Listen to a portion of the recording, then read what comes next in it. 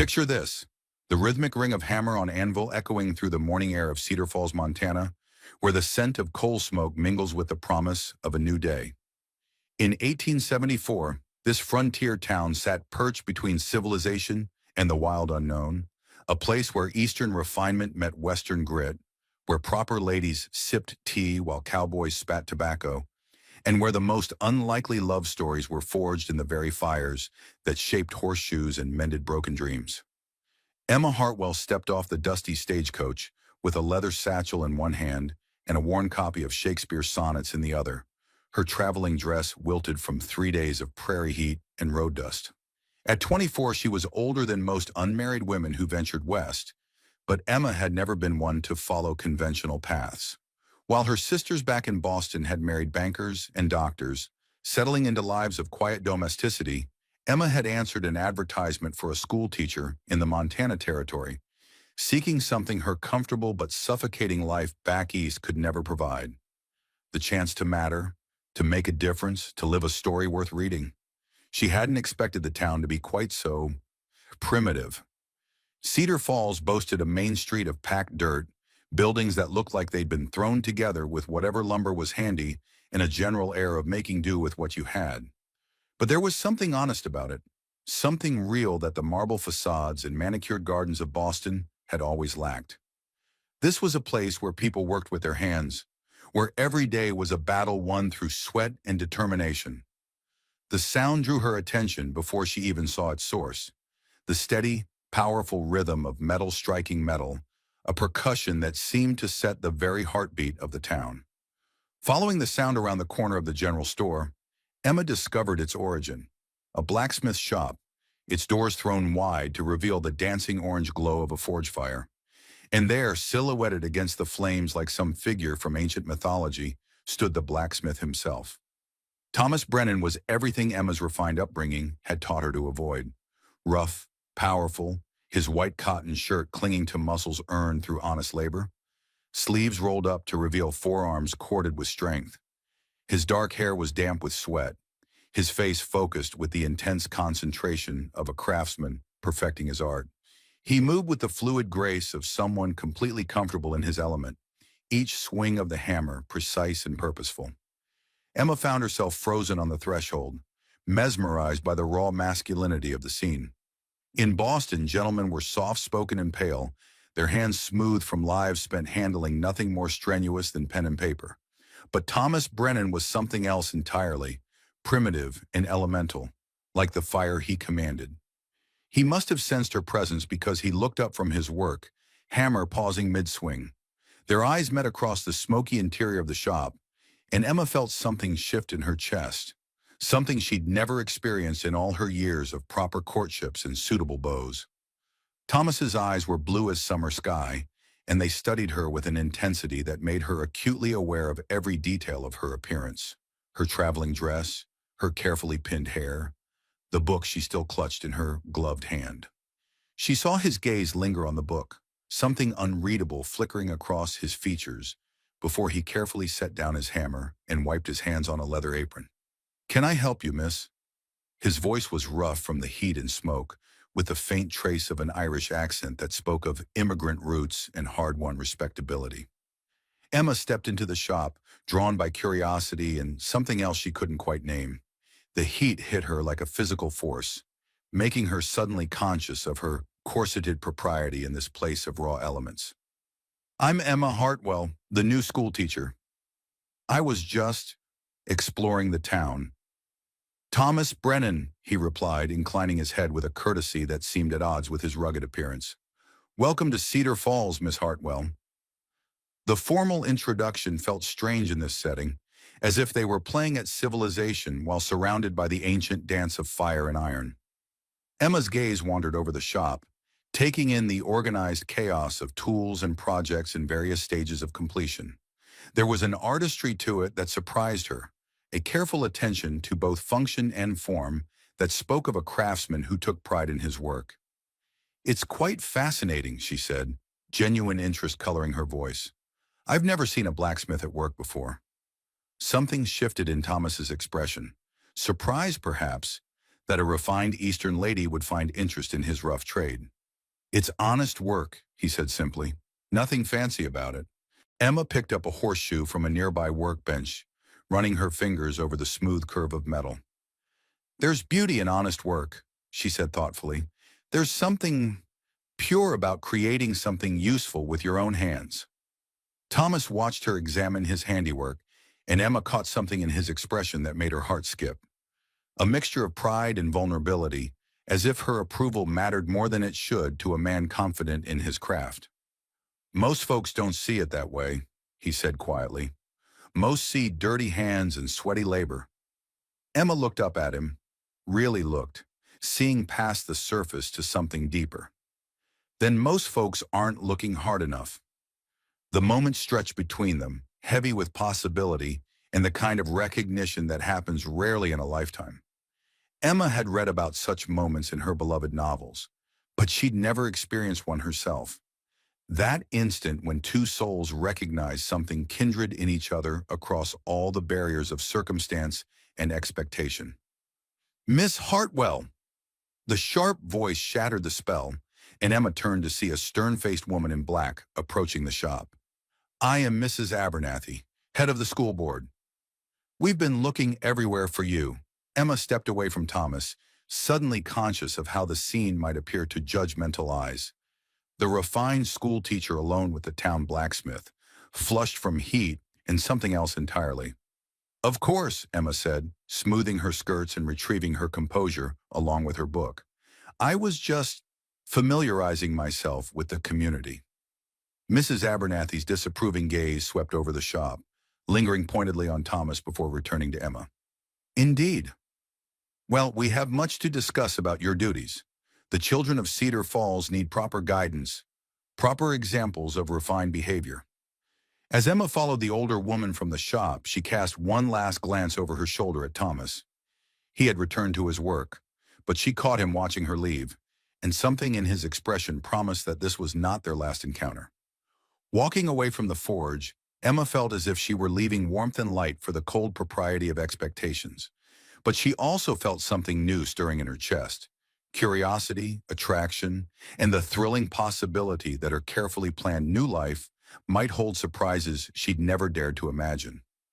Behind her, the ring of hammer on anvil resumed, but now it seemed to beat in rhythm with her heart, calling her back to the fire and the man who commanded it.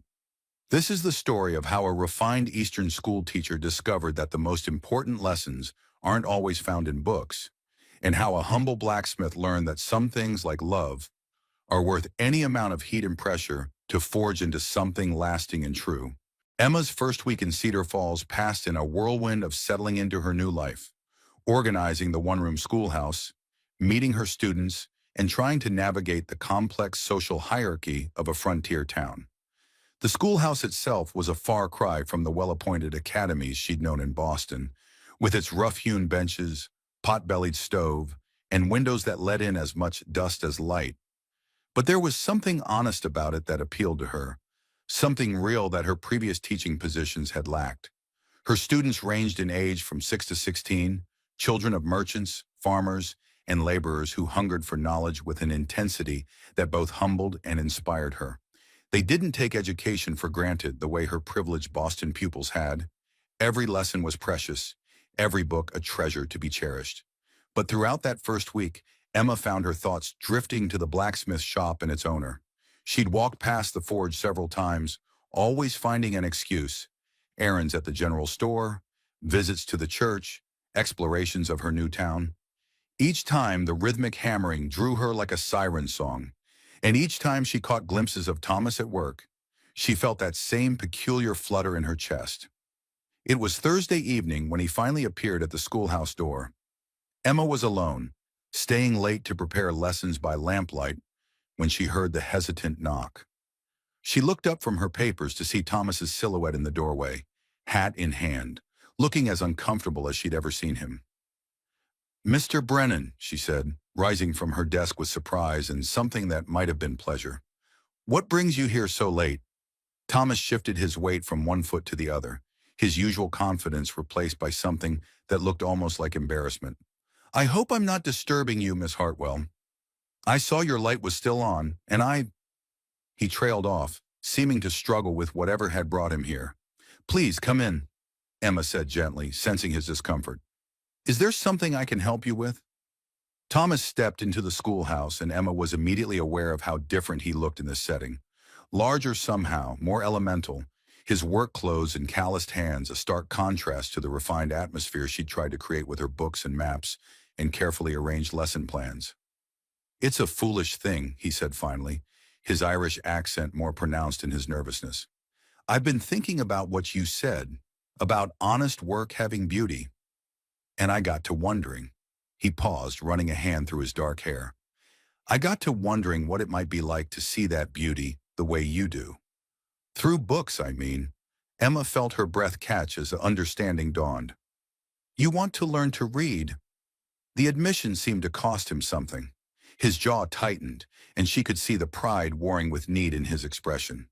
"I know it's not proper, a grown man asking for such help, and I know you must think me ignorant." "I think nothing of the sort," Emma interrupted firmly. "I think you're brave. It takes courage to ask for what you need, especially when it makes you vulnerable." Thomas looked at her then, really looked, and Emma saw surprise in his blue eyes. "Most folks would see it as shameful. A man my age who can't read his own name properly." "Most folks are fools," Emma replied with more heat than she'd intended. "The desire to learn, to grow, to become more than circumstances have made you—" "That's not shameful, Mr. Brennan. That's admirable." Something shifted in the air between them, a recognition of something deeper than the surface interaction of teacher and student. Emma moved to the student benches, gesturing for him to sit. "We'll start with the basics," she said, pulling out a primer she used with her youngest students. But as Thomas attempted to fold his large frame into the child-sized desk, she realized the absurdity of the situation and began to laugh. "Perhaps we should arrange something more suitable," she said, her eyes dancing with amusement. Thomas's lips quirked in what might have been the beginning of a smile. "I'm not sure anything about this situation is suitable, Miss Hartwell." The comment hung in the air between them, loaded with implications neither was quite ready to address. Emma felt heat rise in her cheeks as she realized he was right. A single woman alone with a man after dark, in the intimate setting of shared learning, was decidedly improper by the standards of both East and West. "Perhaps," she said carefully, "we should arrange for daytime lessons. After school hours, but while there's still proper daylight." "I wouldn't want to impose on your time," Thomas said, though she could hear the hope in his voice. "It wouldn't be an imposition," Emma replied, and meant it. "Teaching is what I do, Mr. Brennan, and I have a feeling you'll prove to be an excellent student." They settled on meeting 3 afternoons a week after Emma's regular students had gone home. As Thomas prepared to leave, Emma found herself reluctant to see him go. "Mr. Brennan," she called as he reached the door, "may I ask what changed your mind?" "About learning to read?" Thomas paused, his hand on the doorframe. When he turned back to her, his expression was more open than she'd yet seen it. "I've spent my whole life working with my hands," he said quietly. "Creating things, fixing things, shaping metal into something useful and beautiful. But watching you handle that book the other day, seeing the way words seemed to come alive for you—" He shrugged, suddenly self-conscious again. "I suppose I wondered what it might be like to shape letters into meaning, to create something beautiful with more than just fire and iron." Emma felt something warm unfurl in her chest at his words. "Books are wonderful, Mr. Brennan, but they're just tools, like your hammer and anvil. What makes them beautiful is what you bring to them. Your experience, your perspective, your heart." Thomas was quiet for a moment, studying her face in the lamplight. "You're not what I expected in a school teacher, Miss Hartwell." "What did you expect?" "Someone more like Mrs. Abernathy, I suppose. Stern and proper and disapproving of anything that doesn't fit into neat little boxes." Emma laughed softly. "I assure you, Mr. Brennan, I am quite properly disapproving when the situation calls for it. But I've never seen the point in disapproving of someone's desire to better themselves." Their first lesson took place 2 days later, on a Saturday afternoon, when the schoolhouse was empty and the town was quiet with weekend rest. Emma had arranged 2 regular chairs near the window, where the natural light was best for reading, and she'd selected a simple primer designed for adult learners. Thomas arrived precisely on time, wearing what were clearly his best clothes: a clean white shirt, dark trousers, his hair still damp from a recent washing. The effort he'd taken with his appearance touched Emma more than she cared to admit. "Shall we begin?" she asked, settling into her chair with the primer open between them. What followed was perhaps the most intimate hour Emma had ever spent with another human being. There was something profoundly moving about watching a grown man struggle with concepts that came as naturally as breathing to her, yet approach each challenge with the same focused intensity he brought to his metalwork. Thomas's hands, so confident when wielding hammer and tongs, trembled slightly as he traced letters with his finger. His voice, which commanded the forge with such authority, became hesitant and uncertain when sounding out simple words. But his determination was absolute, and Emma found herself admiring his courage more with each passing minute.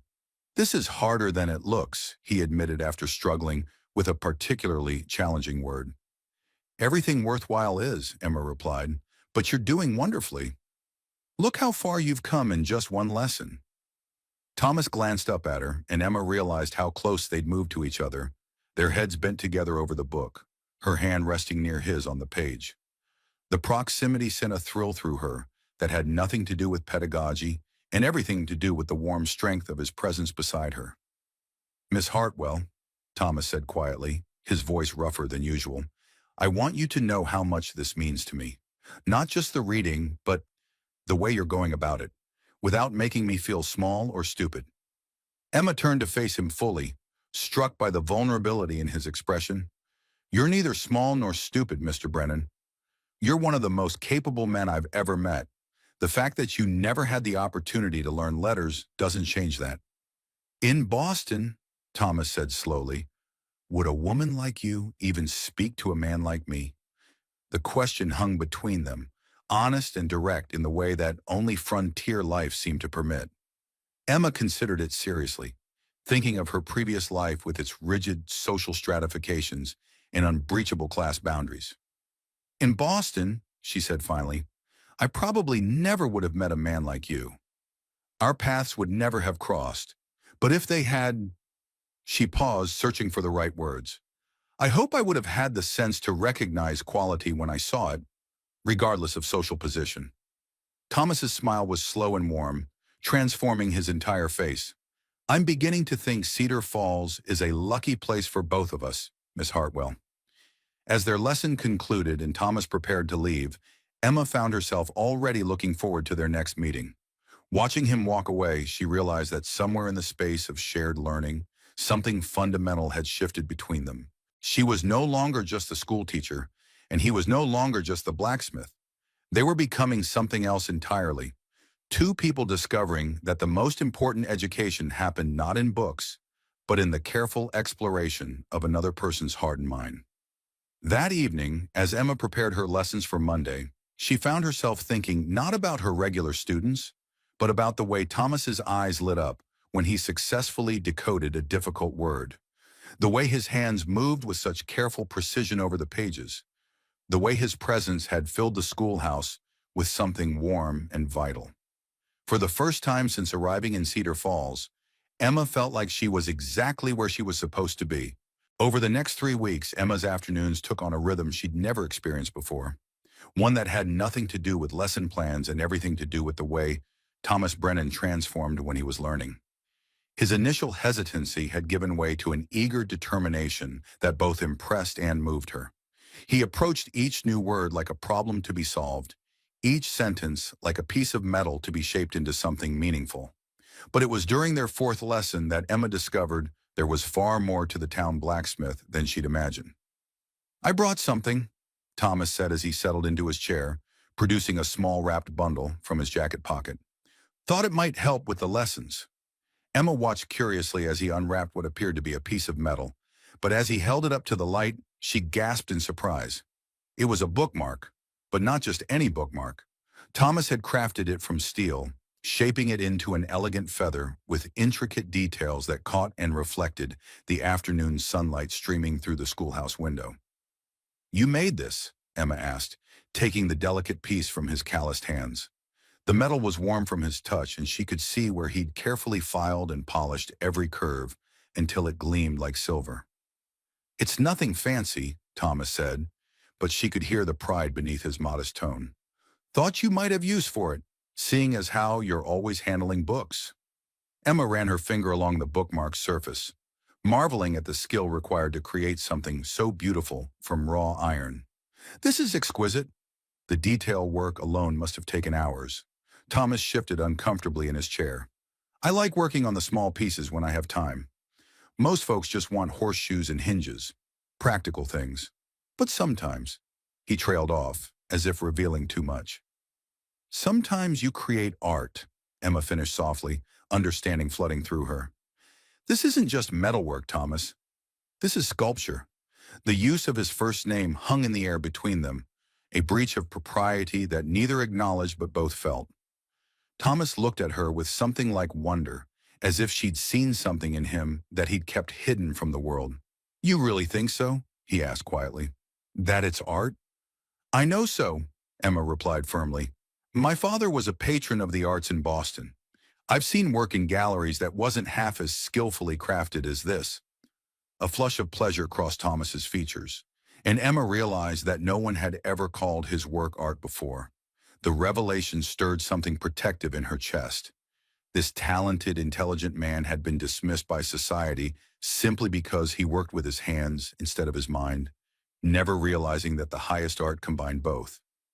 "Tell me," she said, setting the bookmark carefully on the table between them, "when you're creating something like this, what are you thinking about?" Thomas was quiet for a moment, considering.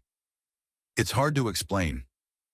When I'm working on practical pieces, horseshoes, wagon repairs, my mind is on function. Will it hold? Will it last? But when I make the small things," he paused, searching for words, "it's like I'm trying to catch something beautiful and hold it still. The way sunlight looks on water, or how a bird moves through the air. I can't paint it or write it down, but I can shape it in metal." Emma felt her breath catch at the poetry in his words. "That's exactly what art is, Thomas. It's capturing beauty and making it permanent." Their lesson that day took on a different quality. As Thomas worked through his reading exercises, Emma found herself watching not just his progress with letters, but the way his hands moved over the page, the same careful precision he brought to his metalwork.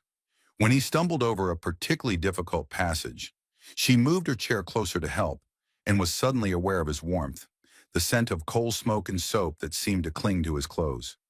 "This word," Thomas said, pointing to a line in the primer, "I can't make sense of it." Emma leaned in to see where he was pointing, her shoulder brushing against his arm. "Beautiful," she said softly. "The word is beautiful." Thomas looked up at her, their faces suddenly very close. "Beautiful," he repeated, but his eyes weren't on the page anymore. The moment stretched between them, charged with something that had nothing to do with education and everything to do with the recognition passing between a man and a woman. Emma could see flecks of gold in Thomas's blue eyes, could count the dark lashes that framed them. She was close enough to see the small scar above his left eyebrow, probably from some accident at the forge, close enough to feel his breath warm against her cheek. "Emma," he said quietly, her name a question and a statement all at once. The sound of her given name on his lips sent a shiver through her that she felt all the way to her toes. This was dangerous territory. A single woman, a man who wasn't her husband, the kind of intimacy that could ruin her reputation and cost her position. But as she looked into Thomas's eyes, Emma found she didn't care about propriety or reputation or anything except the way he was looking at her, as if she were something precious he was afraid to touch. "We should," she began, but never finished the thought because Thomas's hand came up to cup her cheek, his calloused palm rough and warm against her skin. "Should what?" he asked, his voice rougher than usual. "Continue with the lesson," Emma whispered, but she made no move to pull away. "Aye," Thomas agreed, but his thumb brushed across her cheekbone with infinite gentleness. "We should." Neither of them moved. The schoolhouse around them faded away, leaving nothing but the two of them suspended in a moment that felt both inevitable and impossible. Emma had read about such moments in novels, but she'd never experienced the reality, the way time seemed to slow, the way her heart hammered against her ribs, the way every nerve in her body seemed focused on the point where Thomas's skin touched hers. Then from outside came the sound of voices approaching the schoolhouse, Mrs. Abernathy's sharp tones cutting through the spell like a blade. Thomas dropped his hand immediately, and Emma jerked back so quickly she nearly overturned her chair. By the time Mrs. Abernathy appeared in the doorway, with two other members of the school board, Emma was standing at the blackboard pointing out grammatical structures, while Thomas sat properly in his student chair, primer open before him. "Miss Hartwell," Mrs. Abernathy said, her sharp eyes taking in every detail of the scene. "I wasn't aware you were conducting private lessons." "Mr. Brennan expressed a desire to improve his reading," Emma replied, proud that her voice remained steady despite her racing pulse.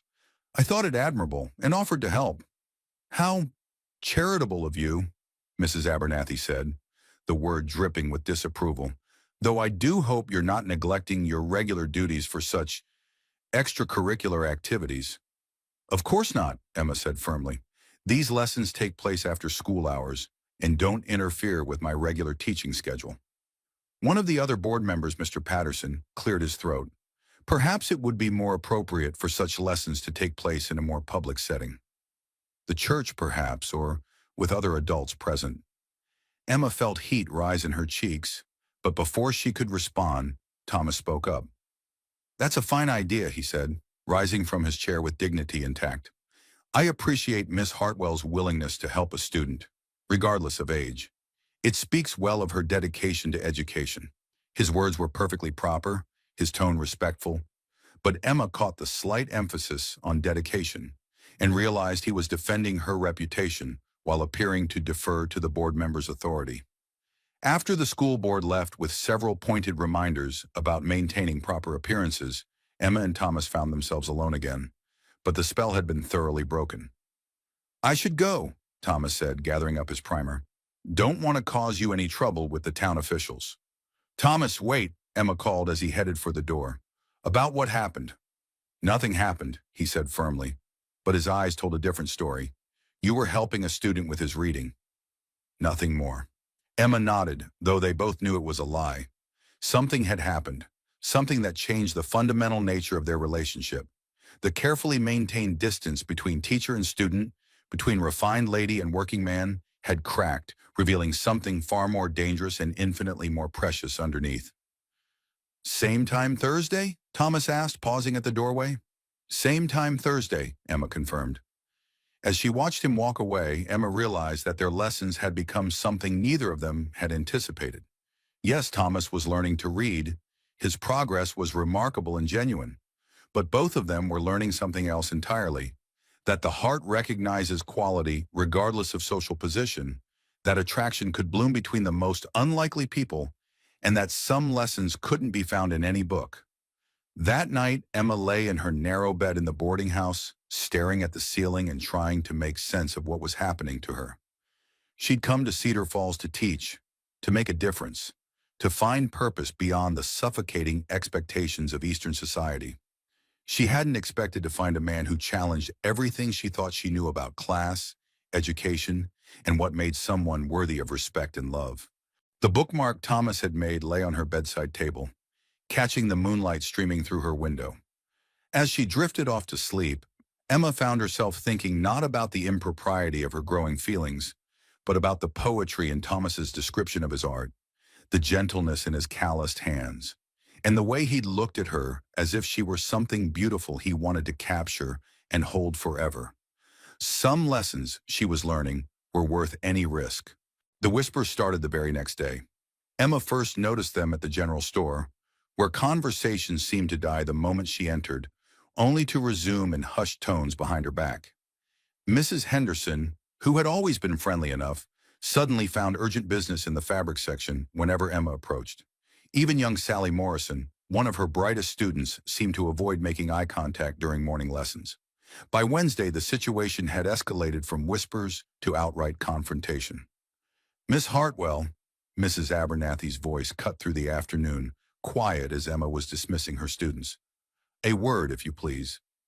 Emma sent the children on their way with their assignments.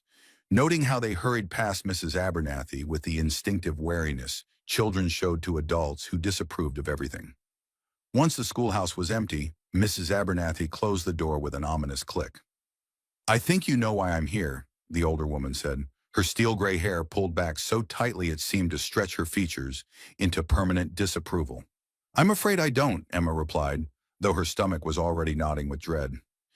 "The blacksmith," Mrs. Abernathy said bluntly. "Your tutoring sessions?" Emma lifted her chin, refusing to be cowed. "Mr. Brennan is making excellent progress with his reading. I fail to see what concern that is of yours beyond the general improvement of the education in our community." "Don't play innocent with me, young lady," Mrs. Abernathy snapped. "The entire town is talking about the inappropriate relationship developing between you and that man, a single woman alone with a tradesman, in circumstances that can only be called compromising." "I am a teacher," Emma said firmly. "Mr. Brennan is a student. There is nothing inappropriate about education." Mrs. Abernathy's laugh was sharp and humorless. "Education? Is that what you call the way he looks at you? The way you blush whenever his name is mentioned? My dear Miss Hartwell, you may have fooled yourself, but you haven't fooled anyone else in this town." Emma felt heat rise in her cheeks, hating that her reaction only proved the woman's point. "My personal feelings are irrelevant to my professional duties." "Your personal feelings are exactly the problem," Mrs. Abernathy replied coldly. "You were hired to be a moral example to our children, to represent the refinement and propriety that we want them to aspire to. Instead, you're carrying on with a man so far beneath your station that it's become a scandal." The casual cruelty in her words, the dismissal of Thomas as someone beneath Emma's station, sparked a fury in Emma that surprised her with its intensity. "Thomas Brennan is worth 10 of the so-called gentlemen I knew in Boston," Emma said, her voice deadly quiet. "He's intelligent, talented, hardworking, and decent. If this community can't recognize those qualities simply because he works with his hands instead of pushing papers behind a desk, then perhaps the problem isn't with him, it's with all of you." Mrs. Abernathy's face went white with shock at Emma's vehement defense. "Miss Hartwell, I strongly advise you to reconsider your position. The school board has been very patient, but our patience has limits. Continue down this path, and you will find yourself dismissed and disgraced with no hope of finding another teaching position anywhere in the territory." The threat hung in the air between them like a blade. Emma knew it wasn't empty. Mrs. Abernathy had the influence to make good on her promise. A dismissed teacher, especially one dismissed for moral impropriety, would find no welcome in any respectable school. "Is that all?" Emma asked, fighting to keep her voice steady. "End it," Mrs. Abernathy said simply. "End whatever is happening between you and the blacksmith, publicly and finally. That's the only way to salvage your reputation in your career." After Mrs. Abernathy left, Emma sank into her chair, hands shaking with reaction. The weight of the ultimatum pressed down on her like a physical force. Everything she'd worked for, everything she'd sacrificed to build her independent life, hung in the balance. But as she sat there in the quiet schoolhouse, surrounded by the books and maps and carefully prepared lessons that represented her life's work, Emma found herself thinking not about what she stood to lose, but about what she'd already found. Thomas's quiet intelligence, his gentle strength, the way he looked at the world with an artist's eye despite never having been taught that art was something he was allowed to create. The sound of the schoolhouse door opening pulled her from her thoughts. Thomas stood in the doorway, hat in hand, his usual confident posture replaced by something more hesitant. "I heard Mrs. Abernathy was here," he said quietly. "Thought I should come by to make sure you're all right." Emma looked at him, really looked, taking in the concern in his blue eyes. The careful way he held himself as if afraid his very presence might cause her more trouble. In that moment, she realized that Mrs. Abernathy was wrong about one thing. This wasn't just about Emma's reputation or career. It was about Thomas, too, and what the town's disapproval might do to a man who had already spent too much of his life believing he wasn't good enough. "Thomas," she said softly, "we need to talk." He closed the door behind him and approached her desk, but didn't sit in his usual chair. Instead, he remained standing, as if preparing to leave quickly if necessary. "They're saying we should stop the lessons," Emma said without preamble. "Mrs. Abernathy made it clear that my position depends on it." Thomas's jaw tightened, but he nodded. "I expected as much. I've been hearing the talk around town." "What kind of talk?" Thomas was quiet for a moment, and Emma could see him weighing his words carefully. "Nothing you need to trouble yourself with," he said finally. "Thomas?" "The usual things," he admitted reluctantly. "Questions about what a refined lady like you could want with a man like me. Speculation about, well, about things that aren't true and aren't anyone's business if they were." Emma felt a fresh wave of anger at the town's small-minded cruelty, but also something else, a growing certainty about what she wanted to do, regardless of the consequences. "What if they were true?" she asked quietly. Thomas went very still. "What? What if they were true? What if there was something between us beyond teacher and student?" Emma rose from her chair, moving around the desk to stand closer to him.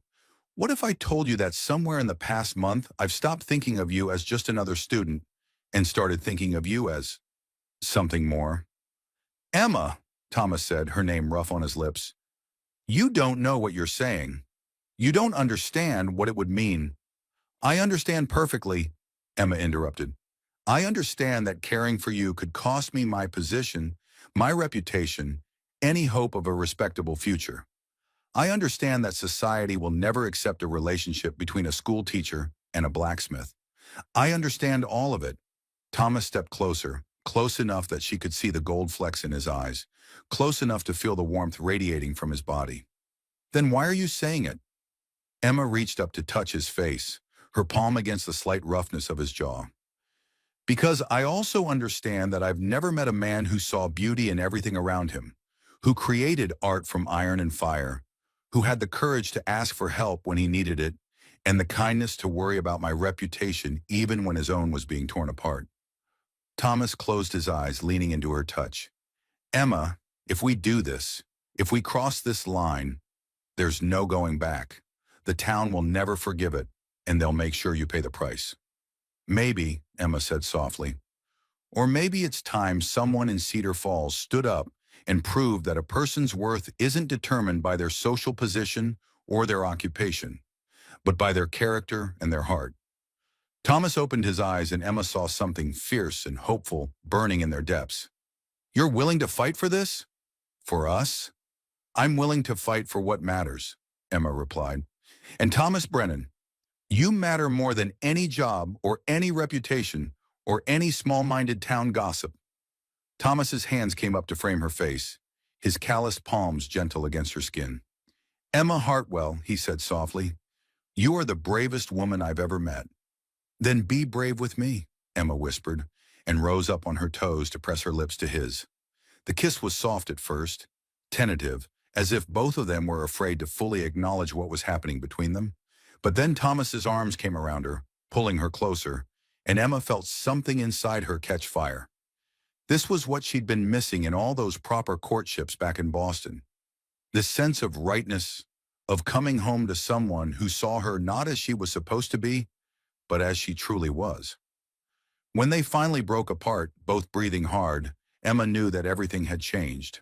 They'd crossed the line from propriety into something deeper and more dangerous, something worth fighting for no matter what it cost. "So what do we do now?" Thomas asked, his forehead resting against hers. Emma smiled, feeling more certain than she had about anything in her life. "Now we show this town what real courage looks like." Outside the schoolhouse, the sun was setting over Cedar Falls, painting the sky in shades of gold and crimson. But inside, as two people who'd found each other against all odds held each other close, the future burned bright with possibility, dangerous, uncertain, but finally truly alive. The letter arrived on a Thursday morning, carried by the same stagecoach that had brought Emma to Cedar Falls 2 months earlier. Mrs. Patterson from the boarding house handed it to Emma with barely concealed curiosity, noting the expensive paper and the Boston postmark. Emma recognized the handwriting immediately, her mother's precise, elegant script, and felt her stomach clench with dread. She tucked the letter into her reticule without opening it, but its weight seemed to press against her all through her morning lessons. By lunch, she couldn't stand the suspense any longer. "My dearest Emma," the letter began, "I trust this finds you well and properly settled in your Western adventure. Your father and I have been patient, believing that a few months in that rustic environment would satisfy your need for independence and bring you to your senses. However, we have recently received some very disturbing correspondence from a Mrs. Abernathy regarding your conduct with a local tradesman. I can only hope these reports have been greatly exaggerated." Emma's hands trembled as she continued reading. "Regardless of the truth of these allegations, your father and I have decided it is time for you to return to civilization. Mr. Reginald Worthington has expressed renewed interest in a match, despite the unfortunate ending to your previous engagement. He is willing to overlook your temporary lapse in judgment in your adventure in the territories, provided you return immediately and conduct yourself with appropriate discretion henceforth." The letter went on to detail the arrangements already made for her return. A substantial sum had been sent to the Cedar Falls Bank to cover any obligations and travel expenses, and a private carriage would arrive within the week to escort her back to Boston. "Do not mistake this for a request, Emma. Your reputation, and by extension our family standing, cannot survive much more of this scandal, and whatever inappropriate attachment you may have formed, and return home before irreparable damage is done. Your loving but increasingly concerned mother, Mrs. Charles Hartwell." Emma set the letter down with shaking hands, her mind reeling. Mrs. Abernathy had written to her parents. The woman had gone behind Emma's back, reaching across a continent to try to control her life through family pressure and social manipulation. But worse than the betrayal was the mention of Reginald Worthington. Emma closed her eyes, remembering the man who had courted her for 2 years, with all the persistence of a businessman closing a deal. Reginald was everything her parents considered suitable: wealthy, well-connected, impeccably bred. He was also cold, controlling, and utterly without imagination or passion. Emma had broken their engagement 6 months before coming west, unable to face a lifetime of suffocating propriety with a man who saw her as an acquisition rather than a person. Now he was willing to overlook her Western adventure, as if her growth and independence were simply embarrassing mistakes to be forgotten. Emma was still staring at the letter when Thomas arrived for their afternoon lesson. One look at her face told him something was wrong. "What is it?" he asked, crossing to her immediately. Without a word, Emma handed him the letter. Thomas read it slowly, his expression growing darker with each line. When he finished, he set it down gently and looked at her with eyes full of understanding, and something that might have been resignation. "They want you to go back," he said quietly. "They're demanding I go back," Emma corrected. "There's a difference." Thomas was quiet for a moment, studying her face. "Is there? Emma, these are your parents, your family. They're offering you everything: security, respectability, a future without scandal or struggle." "They're offering me a cage," Emma replied fiercely. "A beautiful gilded cage with a man I don't love, and a life that would slowly kill everything vital inside me." "And what's the alternative?" Thomas asked, his voice rough with emotion.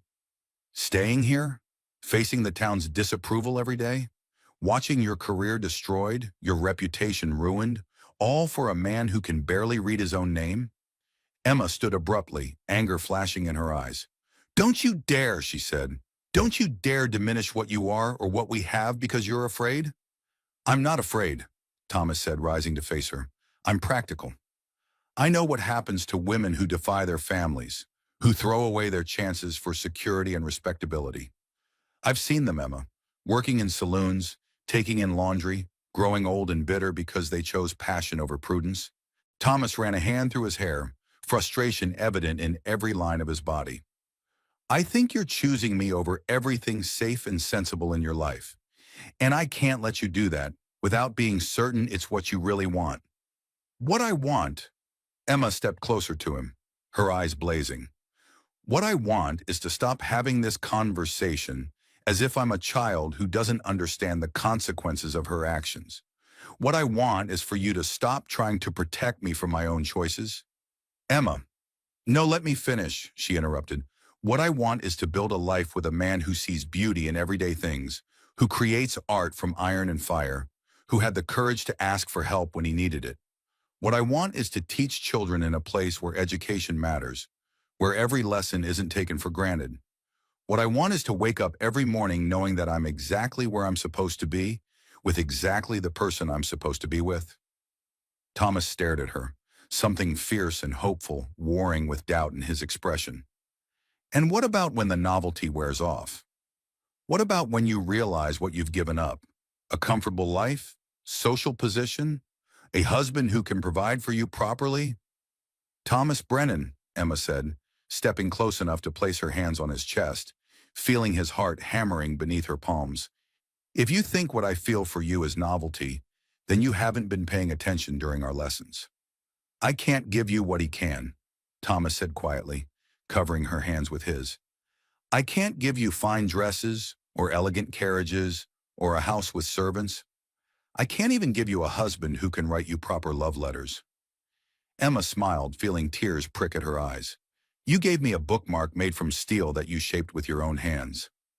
You've given me laughter and honest conversation and the most passionate kiss of my life. You've given me a reason to fight for something that matters. She paused, her voice growing soft but utterly certain. And as for love letters, Thomas, you've been writing me love letters every day. Every time you struggle with a difficult word because learning matters to you, every time you share your thoughts about beauty and art, every time you look at me like I'm something precious, those are love letters written in a language more beautiful than any poetry. Thomas closed his eyes, leaning his forehead against hers. Emma, if you choose this, if you choose me, there's no going back. Your family will disown you. Society will shun you. You'll be starting over with nothing but what we can build together. Then we'll build something extraordinary, Emma replied without hesitation. Before Thomas could respond, the schoolhouse door burst open. Mrs. Abernathy stood in the doorway, but she wasn't alone. Behind her was a tall, distinguished man in an expensive traveling suit, his silver hair perfectly styled despite the dust of the road. Miss Hartwell, Mrs. Abernathy said with grim satisfaction, your father has arrived. Emma's blood ran cold as Charles Hartwell stepped into the schoolhouse, his cold blue eyes taking in the scene. His daughter standing intimately close to the town blacksmith, their hands intertwined, the obvious familiarity between them. Emma, her father said, his voice carrying all the authority of a man accustomed to being obeyed, step away from that man immediately. Emma felt Thomas start to release her hands, but she held on tighter. Father, she said, lifting her chin with a dignity that matched his own, I'd like you to meet Thomas Brennan. Thomas, this is my father. Charles Hartwell didn't acknowledge the introduction. Pack your belongings, Emma. We're leaving within the hour. No, Emma said simply. The word fell into the schoolhouse like a stone into still water, creating ripples of shock that seemed to fill the silence. Charles Hartwell was a man who had built a fortune through determination and ruthless business acumen. He was not accustomed to being defied, least of all by his own daughter. I beg your pardon, he said, his voice dangerously quiet. I said no, Father. I'm not leaving. Charles's gaze shifted to Thomas, assessing him like an opponent across a business negotiation. You, leave, now. Thomas squeezed Emma's hands once, then started to step back, but Emma moved with him, maintaining their connection. Thomas stays, she said firmly. This concerns him as much as it concerns me. This concerns your future, your reputation, and your family's honor, Charles replied coldly. It has nothing to do with this person. Emma felt anger rise in her chest at her father's dismissive tone. This person has a name, and he matters to me. If you can't show him basic respect, then you and I have nothing to discuss. Father and daughter stared at each other across the schoolhouse, two strong wills locked in conflict. Finally, Charles spoke, his voice carrying the weight of absolute authority. Very well, Emma. Let me make this simple for you. Come home now, marry Reginald Worthington, and resume your proper place in society, or remain here with your attachment and consider yourself no longer my daughter. You will receive no financial support, no family connections, no help of any kind. You will be dead to us. The ultimatum hung in the air like a sword over Emma's head. Everything she had ever known, everyone she had ever loved except the man beside her, contingent on this single choice. Emma looked at her father, really looked at him, seeing not the imposing patriarch of her childhood, but a man so bound by social expectations that he would disown his own daughter rather than accept that love might transcend class boundaries. Then she looked at Thomas, seeing the fear in his eyes. Not fear for himself, but fear for what she was about to sacrifice. "I'm sorry you feel that way, Father," Emma said quietly, her voice steady despite the breaking of her heart. "But I choose love." Charles Hartwell's face went white with rage and shock. "You're throwing away everything. Everything I've worked to build. Everything I've given you. For a blacksmith?"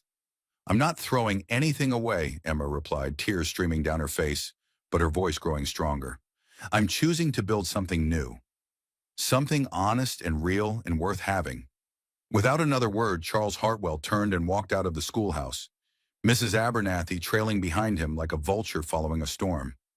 In the silence that followed, Emma felt Thomas's arms come around her, holding her close as she shook with reaction. "Emma," he whispered against her hair, "what have we done?" "We've chosen each other," Emma replied, clinging to his strength. "Whatever comes next, we face it together."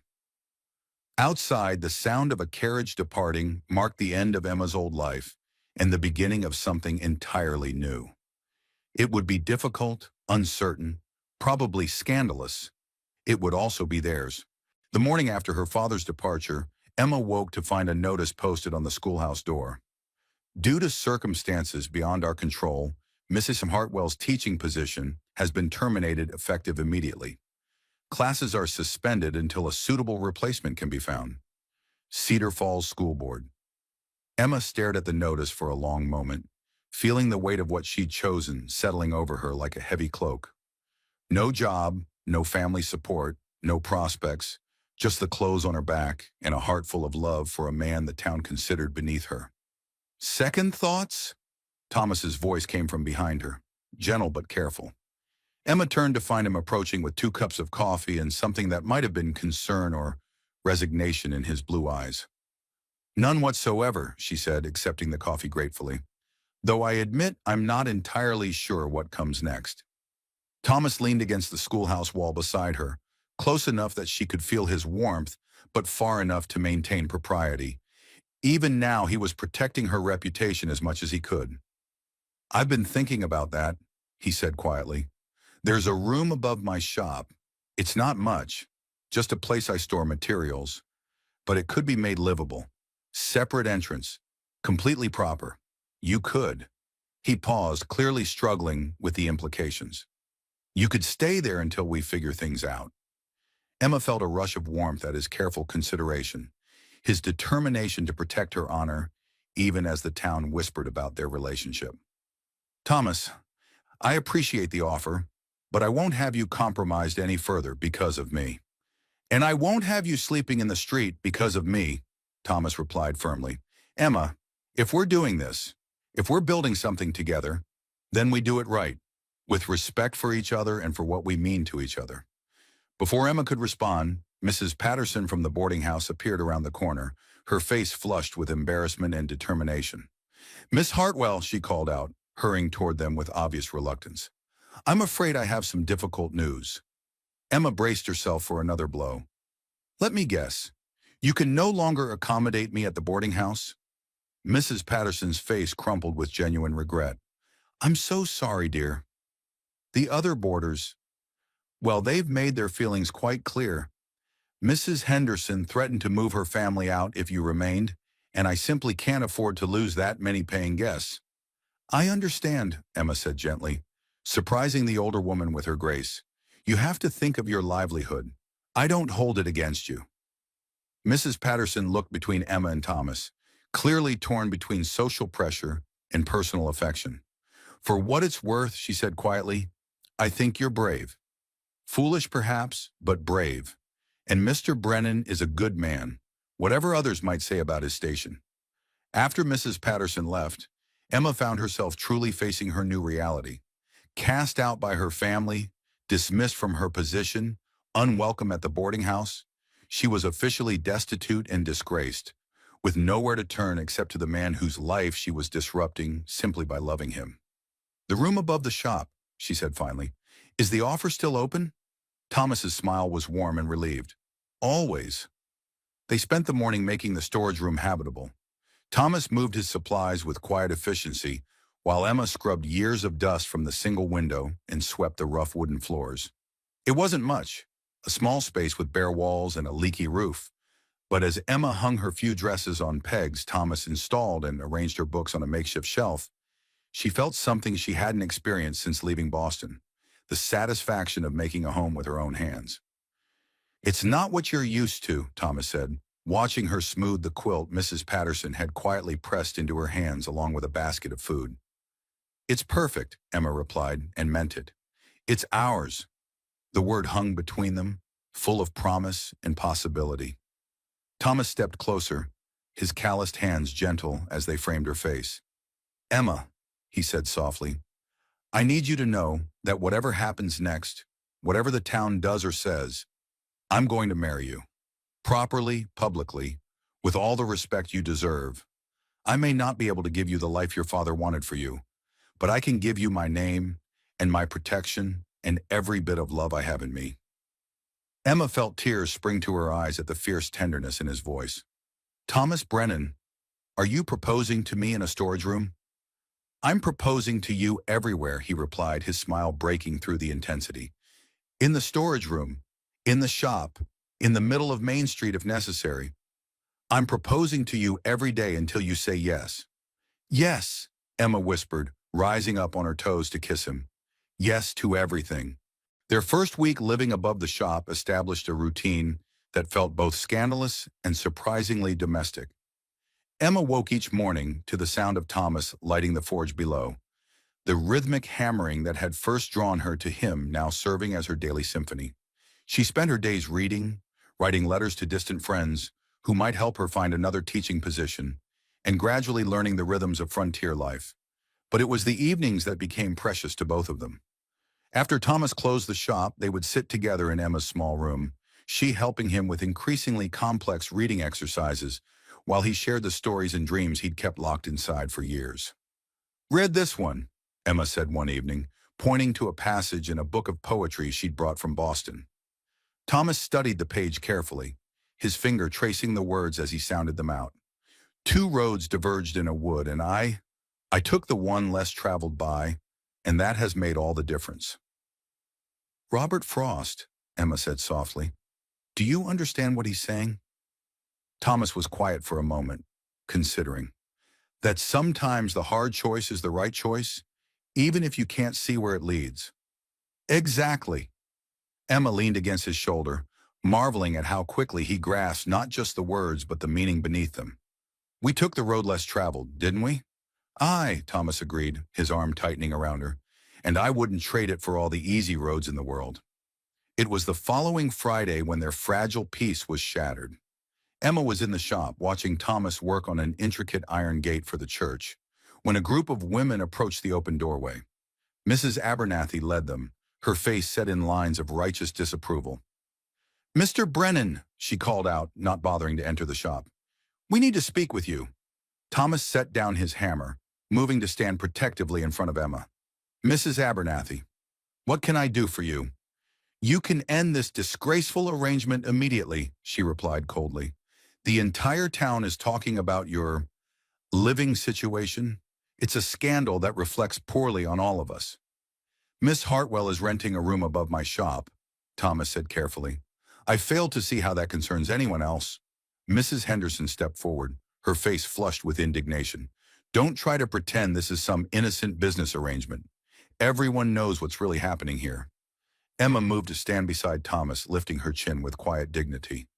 "And what exactly do you think is happening here, Mrs. Henderson?" "You're living in sin with this man," Mrs. Abernathy said bluntly. "Flaunting your immorality in front of our children, corrupting our community with your shameless behavior." "I'm living independently, supporting myself, and conducting myself with perfect propriety," Emma replied firmly. "If you see something shameful in that—" Perhaps the problem lies with your imagination, not my behavior. Mrs. Abernathy's eyes flashed with anger. Your very presence here is shameful. A woman of your supposed breeding, carrying on with a common tradesman, bringing disgrace to our town. That's enough, Thomas interrupted, his voice deadly quiet. You want to insult me, that's your business. But you will not speak to Miss Hartwell with disrespect. We'll speak to her however we please, Mrs. Henderson snapped. She's made her choice. She can live with the consequences. As the women turned to leave, Mrs. Abernathy paused in the doorway. Mark my words, Mr. Brennan. This won't end well for either of you. The decent people of this town won't tolerate this situation much longer. After they left, Emma and Thomas stood in the sudden quiet of the shop, both shaken by the venom in the women's words. They mean to drive us out, Thomas said finally. Let them try, Emma replied, her voice steady despite her racing heart. Thomas, I didn't sacrifice everything I had just to run at the first sign of trouble. If they want to fight, they'll have one. Thomas looked at her, really looked, and saw not the refined Eastern lady who had stepped off the stagecoach 3 months ago, but a woman forged in the fire of her own choices, tempered by love and hardened by determination. In that case, he said, pulling her close, we'd better start planning our wedding. If we're going to scandalize this town, we might as well do it properly. Emma laughed despite everything, feeling the truth of it settle in her chest like warmth from his forge. They had chosen the harder road, the one that led through conflict and uncertainty. But it was their road, built with their own hands, leading toward a future they would create together. Some things Emma had learned were worth any amount of fire to forge them into something lasting and true. The morning of their wedding dawned crisp and clear, with autumn painting the mountains in shades of gold and crimson that seemed to echo the fire of Thomas's forge. Emma stood at the small window of her room above the shop, watching the sun rise over Cedar Falls and feeling a mixture of anticipation and defiance that made her blood sing. Today she would become Mrs. Thomas Brennan, wife of a blacksmith, and there wasn't a force on earth that could make her regret that choice. Thomas had been up before dawn, as was his habit, but instead of working at his forge, he'd been preparing for the ceremony. Pastor Williams had agreed to perform the service despite the town's disapproval. The elderly minister had quietly confided that he'd seen enough of life to know the difference between true love and mere social convenience. Are you ready for this? Thomas asked, appearing in the doorway of her room. He wore his best suit, the dark fabric emphasizing the breadth of his shoulders and the steadiness in his blue eyes. In his hands, he carried something wrapped in soft cloth. I've never been more ready for anything in my life, Emma replied, smoothing the skirt of her wedding dress.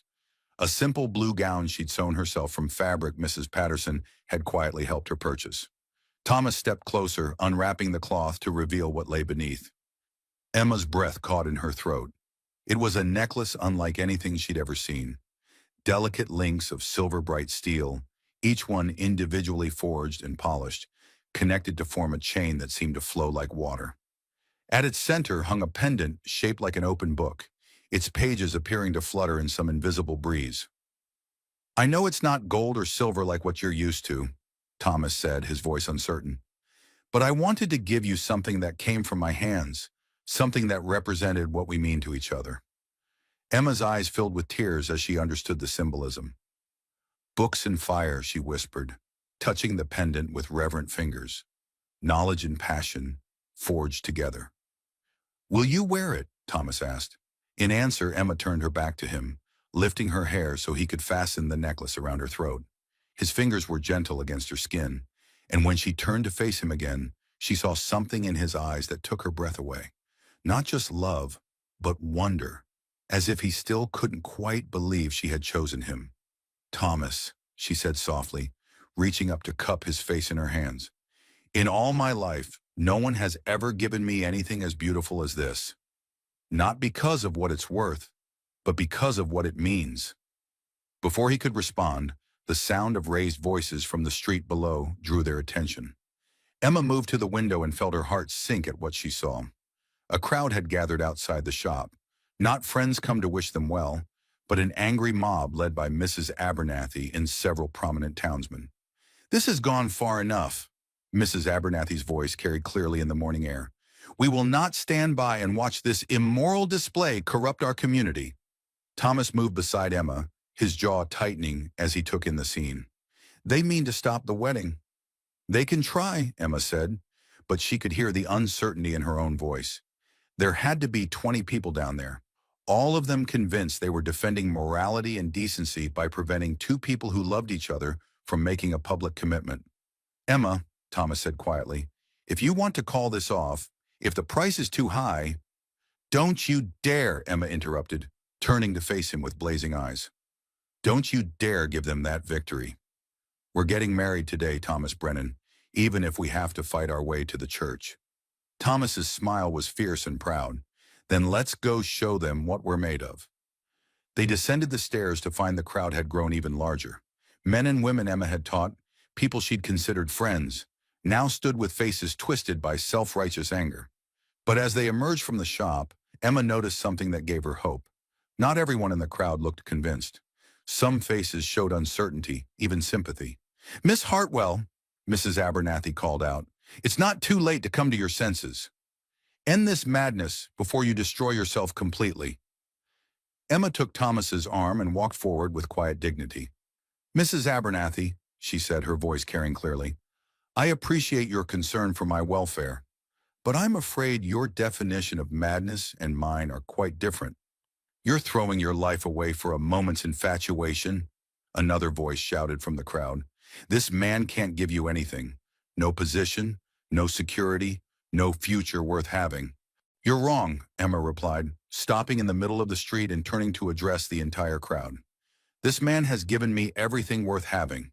He's given me respect without condescension, love without conditions, and the courage to be exactly who I am instead of who others expect me to be." A murmur ran through the crowd, but Mrs. Abernathy wasn't finished. "Pretty words won't feed you when reality sets in. What happens when you're living in poverty, when you realize what you've given up? What happens when you need a doctor but can't afford one? When your children have no prospects because of their father's station? What happens?" Thomas said, speaking for the first time, his voice calm but carrying the strength of forged steel, "is that we face it together. What happens is that we build something honest and real, instead of something pretty and false." He turned to address the crowd directly, his presence commanding despite, or perhaps because of, his working man's clothes and calloused hands. "You all know me," he said. "I've shod your horses, repaired your gates, fixed what was broken, and made it strong again. I've never cheated anyone, never failed to stand behind my work, never asked for more than fair payment for honest labor. If that makes me unworthy of respect, if that makes me too low for a good woman to love, then you're welcome to that opinion. But you're not welcome to stop us from proving you wrong." An uncomfortable silence fell over the crowd. These people did know Thomas, had relied on his skill, trusted his integrity, benefited from his craftsmanship. Faced with his quiet dignity, some of the anger seemed to drain from their faces.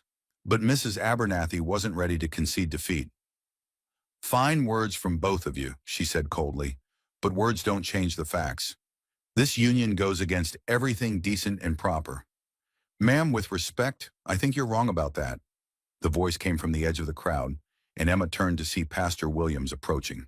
The elderly minister walked with the careful dignity of age, his weathered face kind but resolute. "Pastor Williams," Mrs. Abernathy said, clearly flustered, "surely you can't approve of this mockery of marriage?" "I see no mockery here," the pastor replied calmly. "I see two people who love each other, who have faced opposition with grace and dignity, who are committed to building a life together based on mutual respect and shared values. If that's not what marriage should be, then I've been preaching the wrong gospel for 50 years. He stepped forward, taking his place beside Emma and Thomas. "Now I believe we have a wedding to conduct, unless, of course, anyone here has a legal objection to these proceedings." The crowd shifted restlessly, but no one spoke up. Whatever their personal feelings, they had no legal grounds to prevent the marriage. Mrs. Abernathy made one last desperate attempt. "You'll regret this, Emma Hartwell. Mark my words. You'll come crawling back, begging for forgiveness, when you realize what you've thrown away." Emma looked at the woman who had tried so hard to control her life, feeling not anger, but pity. "Mrs. Abernathy," she said gently, "I threw away a cage. What I've found is freedom." The wedding ceremony was simple but profound. Standing in the street where their love story had played out, surrounded by the mixed reactions of their community, Emma and Thomas spoke their vows with quiet conviction. "I, Emma, take you, Thomas, to be my husband," Emma said, her voice clear and strong. "I promise to love you not despite who you are, but because of who you are. I promise to stand beside you, to build our future together with patience and faith, and to never let anyone make me ashamed of choosing you." "I, Thomas, take you, Emma, to be my wife," Thomas replied, his voice rough with emotion. "I promise to love you with all the strength in my body and all the devotion in my heart. I promise to protect you, provide for you, and spend every day of my life proving worthy of the gift you've given me." Pastor Williams pronounced them husband and wife. And when Thomas kissed his bride, a few people in the crowd actually applauded. Not many, but enough to remind Emma that not everyone in Cedar Falls was ruled by prejudice and social climbing. As the crowd began to disperse, some people approached to offer quiet congratulations. Mrs. Patterson pressed a small cake into Emma's hands with tears in her eyes. Young Sally Morrison broke away from her disapproving mother to hug Emma around the waist. Even a few of the men who worked alongside Thomas offered gruff but genuine good wishes. "So what now?" Thomas asked as they stood together in front of their shop, their home, watching the last of the crowd drift away. Emma looked at her husband, at this strong, talented, generous man who had seen her worth when others saw only scandal. She thought of the life stretching ahead of them, uncertain, challenging, but built on love and mutual respect instead of social expectations. "Now we prove them wrong," she said, slipping her hand into his. "We build something beautiful together. We show this town what love looks like when it's forged in fire and tested by adversity." Thomas smiled, the expression transforming his entire face. "Mrs. Brennan," he said, trying out her new name. "I like the sound of that plan." As they walked into their shop together, husband and wife, Emma felt the steel necklace warm against her throat, a reminder that the strongest things in life weren't always the most precious by society's standards, but they were the most lasting. Behind them, the forge sat ready to be lit, ready for another day of creating something beautiful and useful from raw materials and skilled hands. Just like their marriage, just like their love. And so across these frontier lands, another tale drifts away with the morning mist. A story of how a refined school teacher discovered that the most valuable lessons aren't always found in books, and how a humble blacksmith learned that love, like the finest steel, grows stronger when tested by fire. Emma Hartwell came to Cedar Falls believing she understood the difference between education and ignorance, between refinement and roughness, between a life worth living and one merely endured. But when she whispered those fateful words, "I can read your heart like a book," she discovered that true literacy isn't about recognizing letters on a page. It's about reading the character written in a person's actions, the poetry hidden in their dreams, and the stories told by hands that create beauty from raw iron and flame. Thomas Brennan thought he was asking for reading lessons when he knocked on that schoolhouse door. What he found instead was a woman who saw past his calloused hands to the artist's soul beneath, who understood that a man's worth isn't measured by his social position, but by the quality of his heart and the integrity of his work. Emma didn't just teach him to read words, she taught him to read the possibilities in his own life. But here's what makes their love story truly extraordinary. It wasn't about a refined lady saving a rough working man, or a strong man protecting a helpless woman. It was about two people who recognized in each other the missing pieces of their own souls. Emma found the passion and authenticity she'd been seeking behind Boston's marble facades. Thomas found the appreciation and understanding he'd never dared hope for in a world that dismissed him as just a blacksmith. Their wedding in the streets of Cedar Falls proved something that echoes through every generation, that love doesn't ask permission from society, doesn't bow to expectations, and doesn't apologize for seeing worth where others see only obstacles.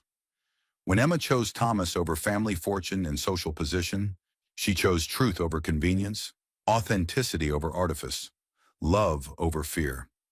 And Thomas? He forged their wedding jewelry from steel instead of gold, creating something that would last longer than precious metals. Something that represented not wealth, but the strength of two people committed to building a life together with their own hands. So here's what I want to know from you, the folks who've journeyed with us through this tale of books and fire. Have you ever met someone who saw your true worth when the world saw only your circumstances? Have you ever had to choose between what was expected of you and what your heart knew was right? Have you ever discovered that the most beautiful things in life aren't the ones society values most, but the ones crafted with love and tested by adversity? Tell us in the comments, what's your definition of true refinement? Is it measured by social position and material wealth, or by character and authenticity? Have you ever had to fight for a love that others didn't understand or approve of? If this story of courage, craftsmanship, and choosing love over convention touched something in your heart, if it reminded you that the strongest bonds are forged in the fires of adversity and tempered by mutual respect, then smash that like button, ring that notification bell, and subscribe for more tales where love conquers all. Not through magic or wealth, but through the daily choice to see worth where others see only surface differences. Because out here in the wild west of the human heart, there are still so many stories of ordinary people creating extraordinary love through patience, understanding, and the courage to forge their own path, regardless of what society expects. Until next time, keep your hearts open to unexpected teachers, your courage ready for when love demands everything of you. And remember, sometimes the most precious things in life are the ones crafted by loving hands from the simplest materials.